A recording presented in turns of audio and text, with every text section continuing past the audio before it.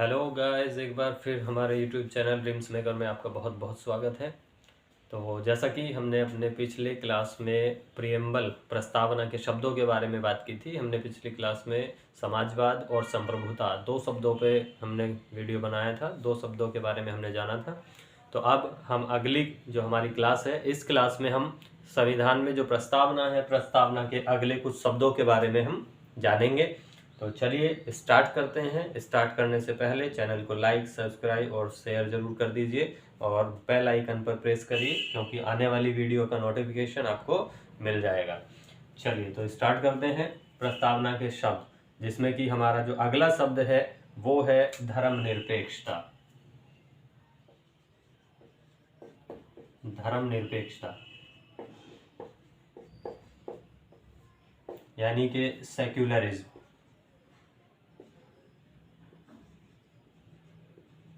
Secularism, धर्मनिरपेक्षता यानी secularism. तो धर्मनिरपेक्षता क्या होती है?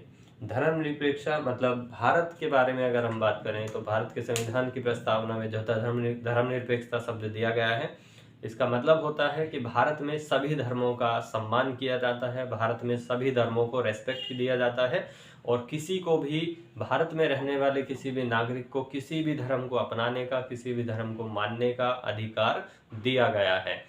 ठीक है, जिसे हम धर्मनिरपेक्षता कहते हैं। अब अगर भारत के संविधान में हम बात करें कि भारतीय संविधान में धर्मनिरपेक्षता के एग्जाम्पल, संविधान यह कहाँ सुनिश्चित करता है? भारत का संविधान जो है ये एक तरह से धार्मिक क्षेत्र में किस तरह से ये सुनिश्चित करता है नागरिकों के लिए कि उनको धर्म का अधिकार उनके लिए एक सिक्योर किया गया है या उनके लिए कुछ प्रोविजंस बनाए गए हैं। तो आप देखेंगे धर्मनिरपेक्षता जो है वो भारत में आपके जो संविधान है, संविधान के अंदर मौलिक अधिकार, तो मौलिक अधिकार जो है उन मौलिक अधिकारों में यानी कि फंडामेंटल राइट्स जो है, फंडामेंटल राइट्स में कुछ धर्म से संबंधित अधिकारों पर आर्टिकल्स दिए गए हैं, जिसमें आर्टिकल 25 से 28, तो अनुच्छेद 25 से अनुच्छेद 28 तक के जो आर्टिकल्स हैं, अनुच्छेद हैं, वो सारे अनुच्छेद आर्टिकल्स वो धर्म की स्वतंत्रता से संबंधित है, यानी कि धार्मिक आधार पे उनको स्वतंत्रता दी गई है। ठीक है, अब अगर मौलिक अधिकारों के बारे में हम बात करते हैं तो धर्मनिरपेक्षता शब्द की बात करें तो धर्मनिरपेक्षता शब्द जो है वो 42वें संविधान संशोधन 1976 द्वारा 42nd अमेंडमेंट 1976, 42वां संविधान संशोधन 1976 के द्वारा भारतीय संविधान की प्रस्तावना में इस शब्द को जोड़ा गया था। ठीक है, तो संप्रभुता, धर्मनिरपेक्षता और बंधुत्व या अखंडता, तीन शब्द इसमें जोड़े गए थे और इनमें से जो धर्मनिरपेक्षता शब्द है वो धर्मनिरपेक्षता 1976 में जोड़ा गया। तो अगर हम बात करें कि क्या संविधान में, भारत का संविधान जब लागू हुआ था तो उसमें धर्मनिरपेक्षता का इंपॉर्टेंस कहीं दिखाई देता है। ठीक है, क्योंकि शब्द 1976 में जोड़ा गया था। ठीक है, तो उससे पहले हम देखेंगे कि भारत का जब संविधान लागू हुआ तो लागू होने के समय भारत के संविधान में मौलिक अधिकार उस समय पे लागू हो चुके थे। तो मौलिक अधिकारों में धर्म को लेकर कुछ स्वतंत्रताएं दी गई थी, जैसा कि अनुच्छेद 25 से 28 तक के जो अनुच्छेद हैं वो हमें धार्मिक स्वतंत्रता के बारे में बताते हैं कि उस समय धर्म की स्वतंत्रता को मान्यता उस समय भी दी जाती है और संविधान लागू होने से पहले भी भारत के जो आंदोलन और ये सब चीजें थी तो उनमें भी धार्मिक स्वतंत्रता या फिर धार्मिक जो धर्मनिरपेक्षता है वो हमें दिखाई देती है। ठीक है, चलिए तो धर्मनिरपेक्षता हमारा हो गया। अब इसके बाद अगला जो शब्द है वो हमारा क्या है? वो है हमारा लोकतंत्र। लोकतंत्र यानी कि डेमोक्रेसी। तो भारत का संविधान जो है वो लोकतंत्र का भी प्रावधान करता है, प्रस्तावना में लोकतंत्र का भी प्रावधान है। अब लोकतंत्र क्या होता है, ये किस प्रकार का होता है, उसको हम देखते हैं। इससे पहले इन चीजों को नोट कर लीजिए।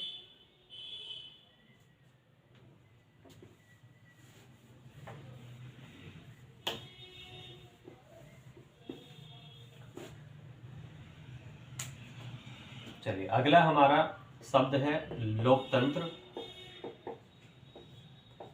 यानी कि भारत में जो लोकतंत्र की अगर हम बात करें तो लोकतंत्र का अर्थ क्या होता है?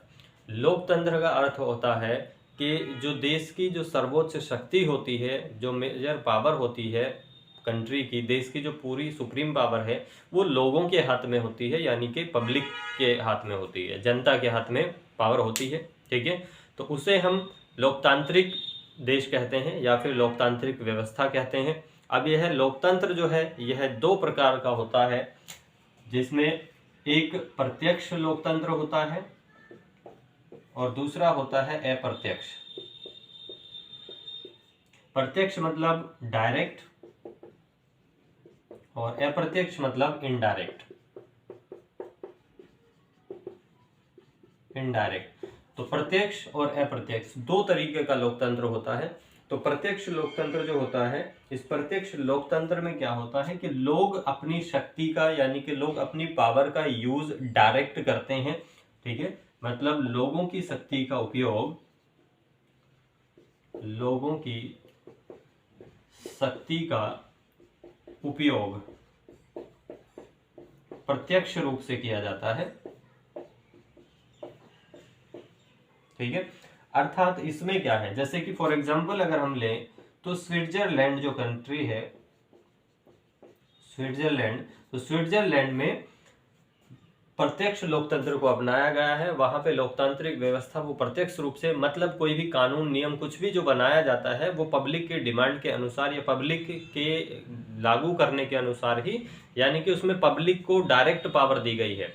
तो वहां पे जो राष्ट्रपति जो चुना जाता है वो 1 साल के लिए ही उसको अपॉइंट किया जाता है और पब्लिक जब चाहे उसको हटा सकती है, जब चाहे किसी दूसरे राष्ट्रपति को वहां पे नियुक्त कर सकती है। तो वहां पे पूरी पावर जो है पब्लिकली, यानी कि जनता के हाथ में होती है और जनता वहां पे कुछ भी जो कानून वगैरह जो बनाए जाते हैं, नियम कानून जो राष्ट्रपति बनाता है, उन कानूनों को पास कराने का जो प्रावधान है वो जनता के द्वारा ही होता है, जनता के हाथ में होता है। जैसे हमारे यहाँ अगर भारत की हम बात करें तो भारत में जो कानून बनाए जाते हैं वो संसद द्वारा बनते हैं और संसद में ही उनको पास किया जाता है। लेकिन स्विट्जरलैंड जैसे देश में या प्रत्यक्ष जो डायरेक्ट लोकतंत्र है, प्रत्यक्ष लोकतंत्र में, उस प्रत्यक्ष लोकतंत्र के अंदर जो कानून बनाए जाते हैं वो जनता की सहमति से, जनता के बहुमत से बनाए जाते हैं।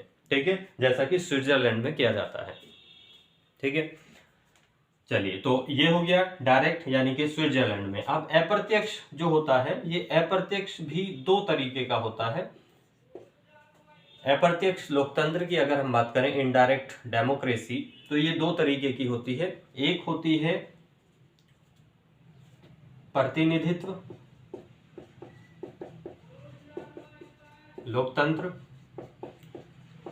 प्रतिनिधित्व लोकतंत्र यानी कि representative democracy, representative democracy.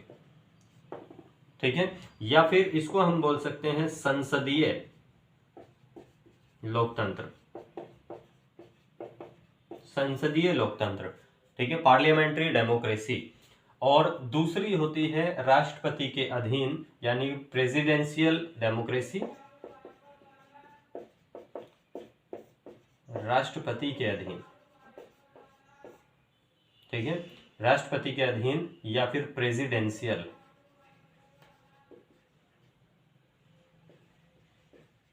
Presidential democracy.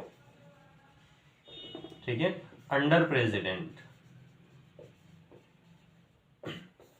Under president यानी कि राष्ट्रपति के अधीन। ठीक है, तो यहाँ पे भी जो इनडायरेक्ट लोकतंत्र है, पहली बात अप्रत्यक्ष लोकतंत्र क्या होता है कि यहाँ पे भी जो पावर है वो पब्लिक के हाथ में ही होती है, लेकिन उस पावर का यूज पब्लिक जो है यानी कि जनता, उसका पावर का यूज जो है वो डायरेक्ट नहीं कर पाती है, उसको किसी के माध्यम से, किसी मीडिएटर के थ्रू पावर का यूज किया जाता है। ठीक है, तो उसमें दो तरीके का होता है, जैसे संसदीय लोकतंत्र और राष्ट्रपति के अधीन लोकतंत्र। ठीक है, तो इसमें अगर हम बात करें राष्ट्रपति के अधीन लोकतंत्र की, तो फॉर एग्जांपल जैसे कि यूएसए है।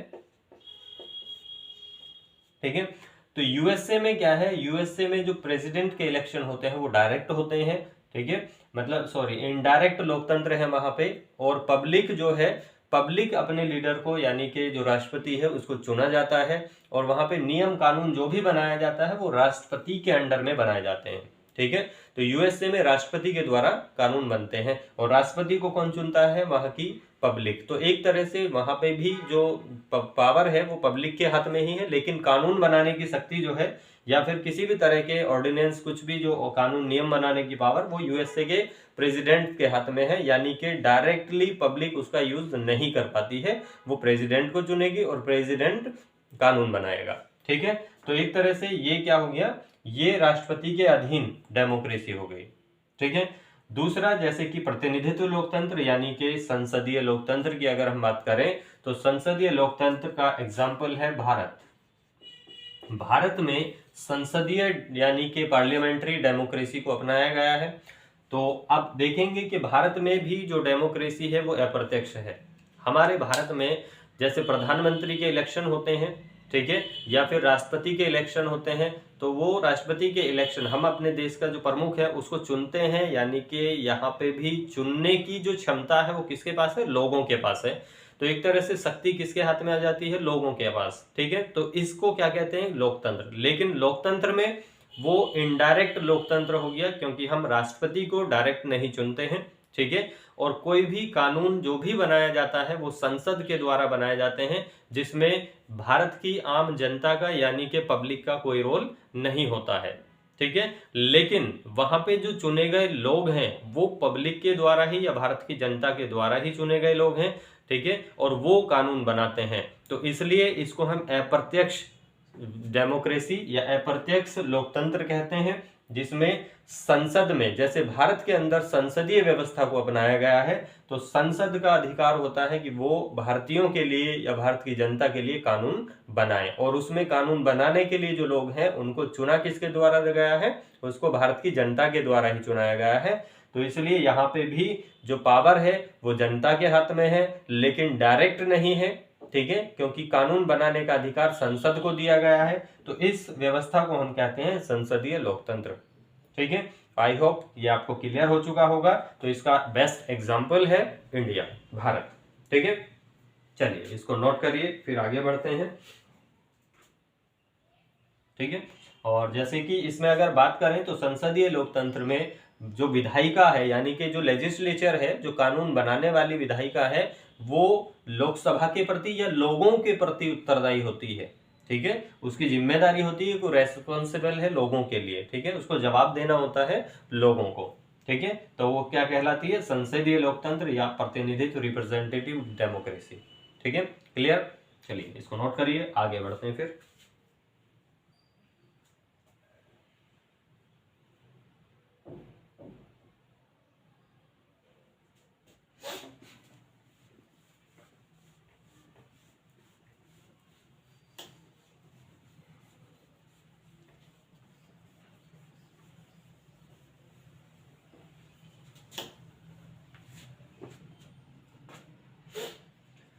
चलिए अगला शब्द है हमारा गणतंत्र, रिपब्लिक।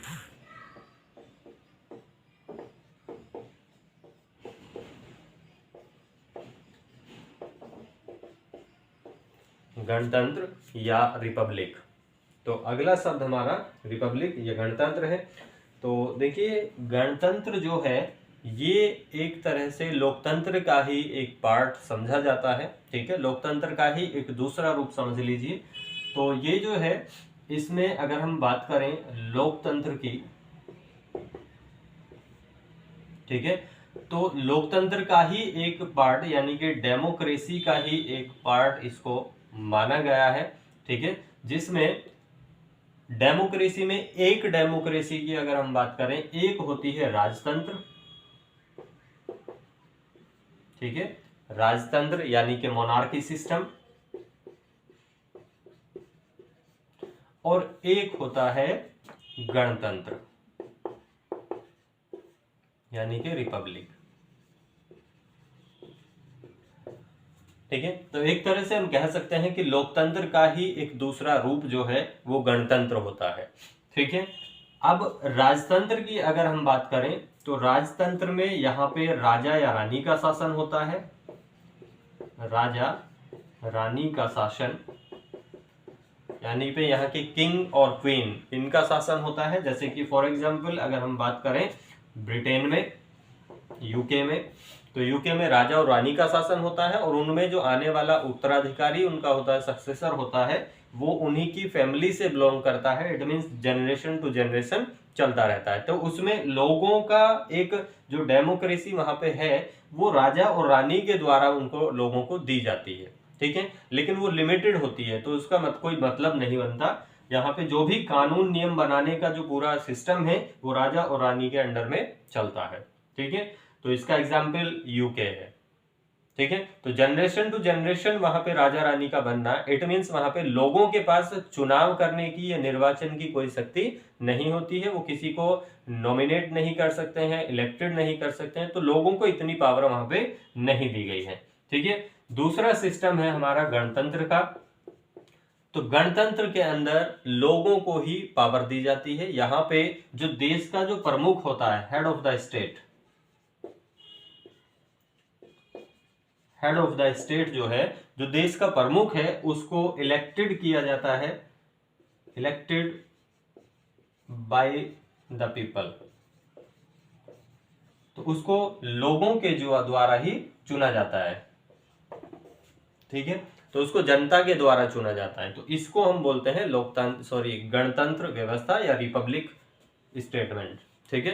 तो ये रिपब्लिक है, जैसा कि भारत में अपनाया गया है। तो भारत में कौन सा अपनाया गया है? भारत में गणतंत्र को अपनाया गया है। तो भारत जो है वो एक गणतंत्र यानी कि रिपब्लिक देश है। जैसे कि भारत का जो नेता है, हेड ऑफ द स्टेट, कौन होता है? प्रेसिडेंट। तो प्रेसिडेंट को कौन चुनता है? भारत की जनता ही चुनती है, लेकिन अप्रत्यक्ष तरीके से, इनडायरेक्ट, ठीक है।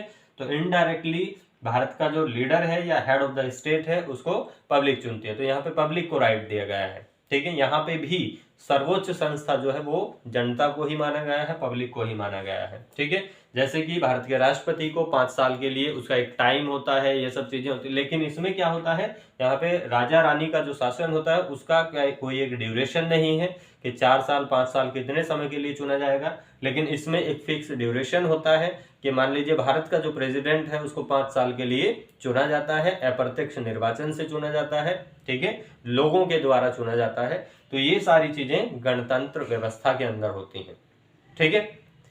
चलिए, तो इसकी अगर हम बात करें तो गणतंत्र जो वर्ड है, गणतंत्र का जो प्रावधान, प्रोविजन जो हमने लिया है वो कहां से लिया है? वो लिया है हमने फ्रांस से, ठीक है। तो फ्रांस से हमने गणतंत्र का प्रोविजन लिया है। तो फ्रांस में जो गणतंत्र को अपनाया जाता है, रिपब्लिक कंडीशन है, तो वही कंडीशन हमने भारत में ली है, ठीक है। चलिए, तो ये हो गया हमारा गणतंत्र यानी कि रिपब्लिक। अब आगे बढ़ते हैं, अगला देखते हैं वर्ड।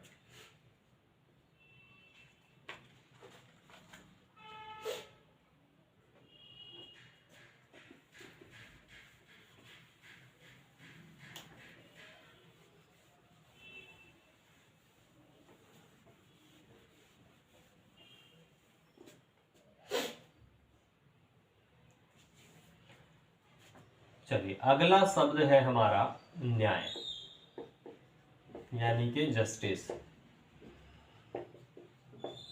न्याय या जस्टिस, ठीक है। तो न्याय की अगर हम बात करें, जस्टिस की बात करें, तो संविधान की प्रस्तावना में 3 प्रकार के न्याय दिए गए हैं, जिसमें सामाजिक न्याय, आर्थिक न्याय और राजनीतिक न्याय की बात की गई है। यानी कि social justice, economic justice and political justice. तो 3 तरीके के न्याय, 3 प्रकार के न्याय यहाँ पे दिए गए हैं, ठीक है। तो एक प्रकार से हम देखें, जो न्याय है वो न्याय ये सुनिश्चित करते हैं, ये डिसाइड करते हैं कि भारत के अंदर जो संविधान है उसकी लोकतांत्रिक व्यवस्था, गणतांत्रिक व्यवस्था, सेक्युलरिज्म या जो भी एक प्रकार से जितने भी जो प्रस्तावना के शब्द हैं उनको सिक्योर करना या उनकी व्यवस्था को बनाए रखने का काम जो है वो हमारे न्याय ही करते हैं। क्योंकि इन न्याय के थ्रू ही न्याय को दिलाने की जो प्रक्रिया है उसी के बेसिस पे हम देखेंगे कि जो हमें अधिकार दिए गए हैं या जो व्यवस्था भारत के समाज की है उसमें इन न्याय का, इस जो जस्टिस हैं, इनका बहुत बड़ा इंपॉर्टेंस होता है, ठीक है।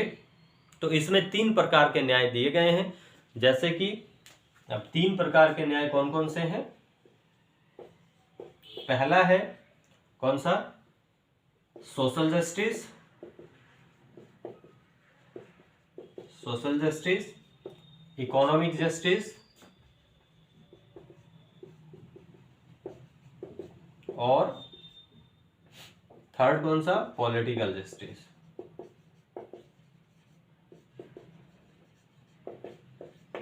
ठीक है, ये जो तीन न्याय हैं, तीनों न्याय, तीनों जस्टिस, ये हमने लिए हैं रशियन रिवॉल्यूशन से।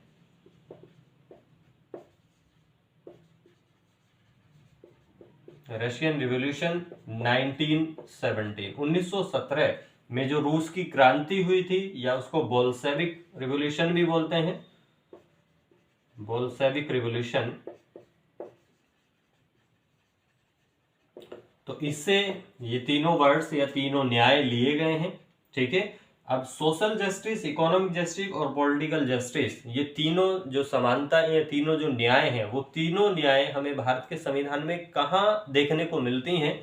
तो फॉर एग्जाम्पल अगर हम बात करें सोशल जस्टिस की, तो सोशल जस्टिस में जो हमारे मौलिक अधिकारों के अंदर जो समानताएं दी गई हैं, तो वो समानताएं या जो वो इक्वलिटी है उसको सुनिश्चित करना, उसको डिसाइड करना, ये सोशल जस्टिस का ही काम हो जाता है। ठीक है, तो एक प्रकार से हम बोल सकते हैं कि अगर संविधान में ये तीन प्रकार के न्याय ना हो, या एक इसकी अगर पर्टिकुलर बात करें तो सोशल जस्टिस यानी कि सामाजिक न्याय अगर ना हो, तो हमारे जो अधिकार हैं, समानता के अधिकार, स्वतंत्रता के अधिकार, तो उन अधिकारों को सुनिश्चित करना एक पॉसिबल ही नहीं है। ठीक है, तो एक प्रकार से बोल सकते हैं न्याय ही समानता को सुनिश्चित करते हैं, डिसाइड करते हैं। ठीक है, तो सोशल जस्टिस कहां दिखाई देते हैं, जैसे हमारे जो राइट टू इक्वलिटी है, राइट टू इक्वलिटी यानी कि समानता के अधिकार, आर्टिकल 14 टू 18, अनुच्छेद 14 से और अनुच्छेद 18 तक के जितने भी जो हमारे राइट टू इक्वलिटी यानी कि समानता के अधिकार हैं, तो वो हमें सोशल जस्टिस प्रोवाइड करते हैं। यानी कि जैसे कि कानून की समानता, धर्म, वंश, जाति, इनके आधार पे, कास्ट के बेसिस पे, रिलीजियस बेसिस पे किसी भी प्रकार का डिफरेंस क्रिएट करना, उसको बैन करते हैं। ठीक है, तो या फिर अनटचेबिलिटी, अस्पृश्यता, उसको बैन करते हैं। पब्लिक जो वेलफेयर है, या पब्लिक स्टेट्स, या पब्लिक जो एक अपॉर्चुनिटीज हैं उनके अंदर, या गवर्नमेंट अपॉर्चुनिटीज, तो उनके अंदर लोगों को इक्वली वहां पे एक सर्विस प्रोवाइड कराना, तो उन चीजों को देखते हैं। या फिर जैसे कि भारत के अंदर सभी को, किसी को भी एक जो राइट दिए गए हैं, वो सब एक समानता के बेसिस पे दिए गए हैं। तो राइट टू इक्वलिटी, ये सारी चीजें हमें डिसाइड करती हैं कि सोशल जस्टिस जो है वो इक्वलिटी को सुनिश्चित करता है। ठीक है, सामाजिक न्याय के अंदर आती हैं। क्लियर, तो यहाँ पे हमें सोशल जस्टिस देखने को मिलता है कि किस प्रकार से भारतीय संविधान में सोशल जस्टिस या सामाजिक न्याय को सुनिश्चित किया गया है। इकोनॉमिक जस्टिस की अगर बात करें तो इकोनॉमिक जस्टिस में फॉर एग्जांपल आर्टिकल 39 डीपीएसपीज यानी कि डायरेक्टिव प्रिंसिपल्स ऑफ स्टेट्स जो है, राज्य के नीति निर्देशक सिद्धांतों में जो अनुच्छेद 39 है, वो क्या कहता है, वो कहता है कि एक काम के लिए यानी कि समान कार्य के लिए स्त्री और पुरुषों के लिए समान वेतन की व्यवस्था की जाएगी। स्त्री और पुरुषों को समान सैलरी, सेम सैलरी का प्रोविजन रखा गया है। तो एक प्रकार से यहाँ पे हमें ये दिखाया गया है कि जो इकोनॉमिक जस्टिस है यानी कि आर्थिक न्याय, वो ये डिसाइड करता है कि अगर काम एक है, सेम काम है, समान काम है, तो समान काम के लिए चाहे फिर उसमें पुरुष हो, महिला हो, कोई भी है, तो उसको समान वेतन यानी कि समान सैलरी उसके लिए सेम पे होना चाहिए। ठीक है, तो ये हमारा इकोनॉमिक जस्टिस को सुनिश्चित करता है, इकोनॉमिक जस्टिस डिसाइड होता है। तीसरा पॉलिटिकल जस्टिस जो है यानी कि राजनीतिक अधिकार। तो राजनीतिक अधिकार किस प्रकार से डिसाइड होता है, इसमें अगर हम बात करें तो इसमें आर्टिकल 325 एंड 326, तो आर्टिकल 325 और 326 ये दोनों आर्टिकल ये डिसाइड करते हैं। ठीक है, इनमें हमें क्या दिया गया है, इनमें मताधिकार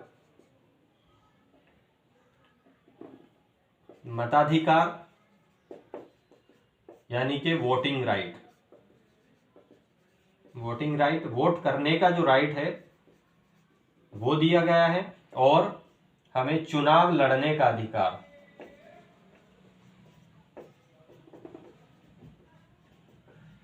चुनाव लड़ने का अधिकार है, ठीक है। तो वोट करने का अधिकार दिया गया है और चुनाव लड़ने का अधिकार दिया गया है।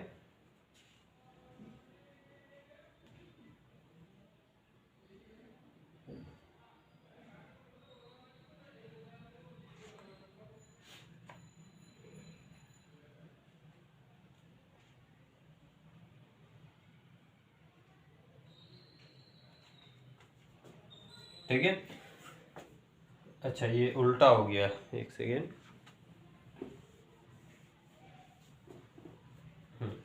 तो जो अनुच्छेद 25 है ये हमें चुनाव लड़ने का अधिकार प्रदान करता है,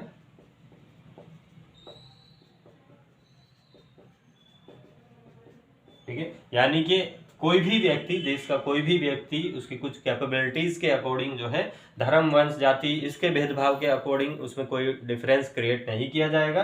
तो आर्टिकल 325 के अनुसार किसी भी व्यक्ति को, भारत के नागरिक को एक चुनाव लड़ने का अधिकार प्रदान किया गया है कि वो चुनाव लड़ सकता है।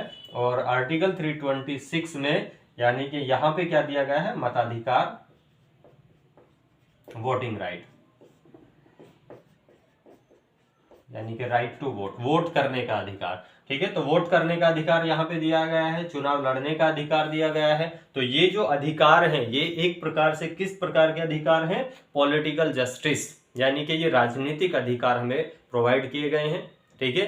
तो इनसे आपको वंचित नहीं किया जा सकता है, ठीक है। वोट डालने के अधिकार से आपको वंचित नहीं किया जा सकता है, कुछ कंडीशंस के अकॉर्डिंग, ठीक है। तो इनमें कुछ कंडीशनल है चीजें। चलिए, तो हो गया, तो पॉलिटिकल जस्टिस क्लियर हो गया कि इसमें हमें राजनीतिक अधिकार। तो यहां से क्वेश्चन कई बार पूछा भी जा चुका है कि चुनाव लड़ने का अधिकार और जो वोट डालने का अधिकार है वो किस प्रकार का अधिकार है। तो वो हमें कौन से अधिकार में आता है, पॉलिटिकल, यानी कि राजनीतिक अधिकार में, ठीक है। चलिए, तो ये हमारे 3 प्रकार के न्याय सुनिश्चित हो गए, सोशल, इकोनॉमिक और पॉलिटिकल, 3 प्रकार के जस्टिस, ठीक है। करिए इसको, आगे बढ़ते हैं।